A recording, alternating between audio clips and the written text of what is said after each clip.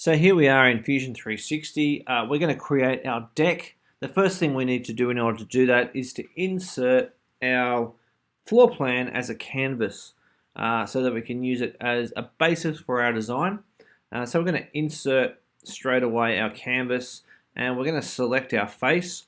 That's the base face there. So if we look at the top view there, we click on the top view. It's the only one that we can select now, so we're going to select that one there. We're going to select our image. My image is just on the desktop, and it's called floor plan, and it's a JPEG image. I'm going to press open. It's really important. I've got this one here, selectable is ticked. If you don't tick that, the next step won't work. So if you haven't ticked that, you need to undo and come back again. So okay. So now I've got this plan here. Let's just zoom up so a bit there. And put it in the middle. Now I can highlight over that, and I can right click on that and choose calibrate.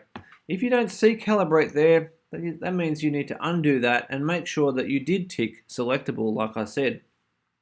So let's hit calibrate, and we're going to calibrate by clicking on 2 points on the canvas, and I'm going to look at this one here, and I'm going to choose roughly around about here. Doesn't need to be totally accurate, but we'll be pretty close, and right about here.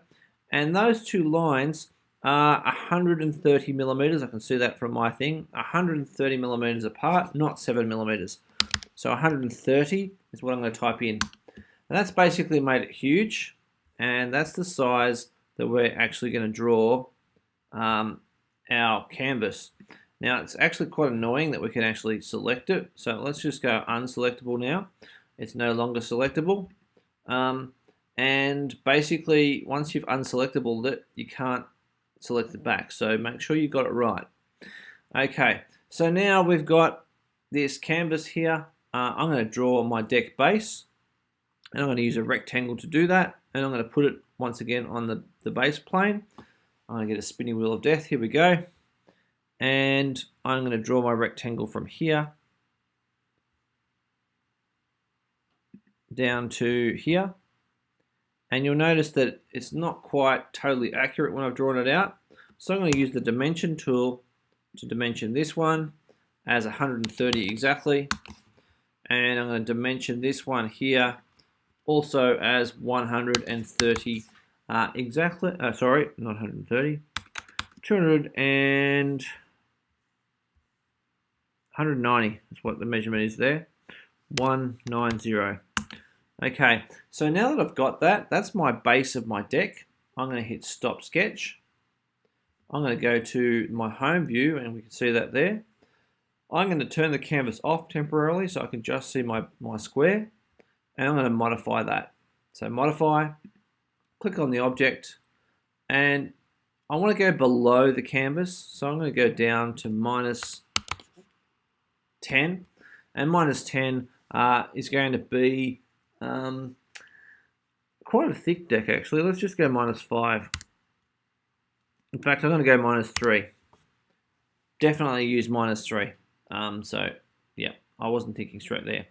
Definitely want to use -3. The reason why I want to use -3 is not so much for the size making sense when you look at it, but the size for 3D printing.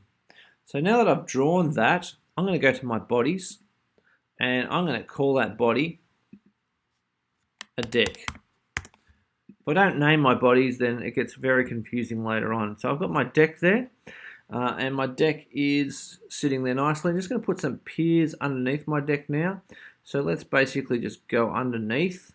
Make sure you do this underneath. And I'm going to draw yet another rectangle. And underneath here, I'm going to start from one of the corners so you can see that that blue square has appeared. If that blue square doesn't appear, you need to make sure it does, and I'm going to draw out here, and I'm going to make it 10 by 10 pier. I'm going to hit stop sketch now, and I'm going to press Q or modify, and I'm going to pull that down, and I'm going to go down. Let's just go down. We're going to go for 30 down. 30 down is a bit over a meter by our system. But we need to make sure before we press enter that we're turning off join and turning it on to new body and clicking OK. I'm going to basically create a new body now, and that new body, I'm going to call it a post in capital letters because I accidentally pressed the capital letter button. No, didn't take that name anyway. So post. I'm now going to basically copy that post because I want a whole heap of Piers. I want it to look pretty normal. So let's go to create, and we're going to create a pattern, and we're going to create a rectangular pattern.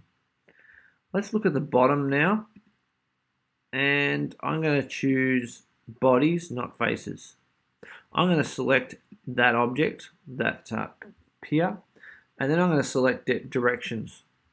If I click on one of the edges, it will give me two arrows to choose. And if I simply drag it up until that one matches there, in my case it's 120, and I drag this one across until it matches over here, you see I've now got 9 piers holding up my platform. 9 piers isn't quite enough, so I'm going to go 4 in the short direction and 5 in the long direction, and that seems about right.